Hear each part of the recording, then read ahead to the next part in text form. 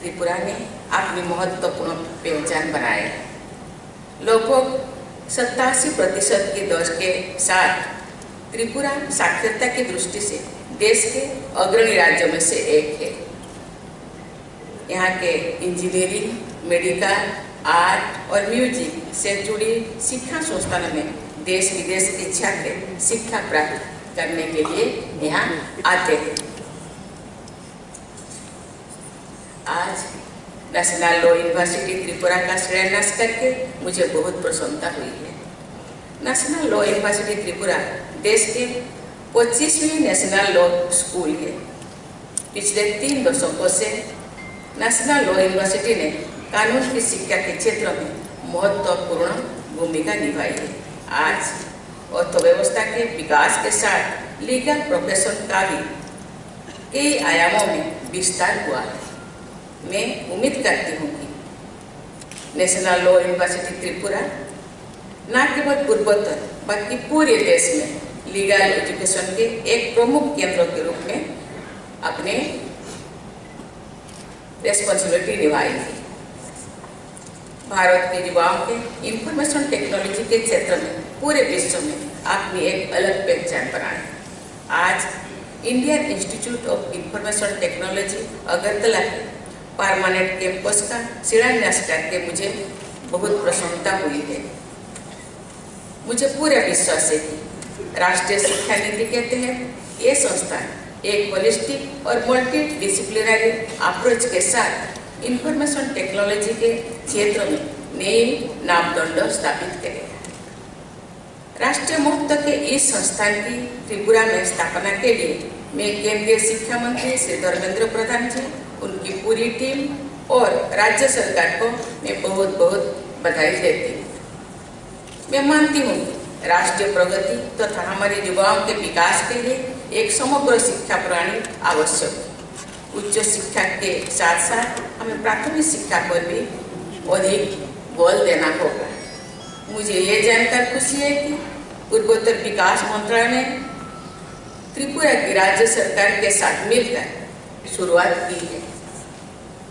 इस परियोजना के तहत राज्य में स्कूली शिक्षा की गुणवत्ता को मजबूत करने के लिए मौजूदा 100 उच्चतर माध्यमिक विद्यालयों को आज अत्याधुनिक सुविधाओं और गुणवत्तापूर्ण शिक्षा संस्थानों में परिवर्तन करने से शुरुआत की गई। इस मिशन के तहत आज कई स्कूलों के इंफ्रास्ट्रक्चर डेवलपमेंट सहित बालिकाओं के लिए नए हॉस्टल्स के निर्माण का शिलान्यास करके मुझे विशेष प्रसन्नता हुई है।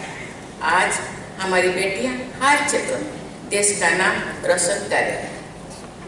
मेरा मानना है कि हमारी बेटियों के आगे बढ़ने से समाज और राष्ट्र आगे बढ़ेगा।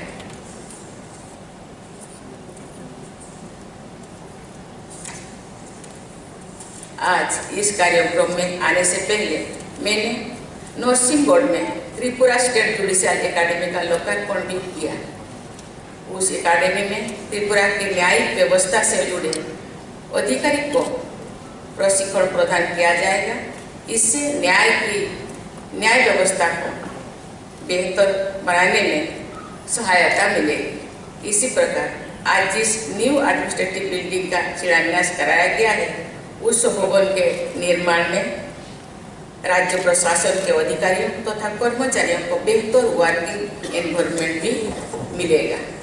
देवियों और स्वजनों, त्रिपुरा सहित पूर्वोत्तर क्षेत्रों में विकास की असीम संभावनाएं हैं।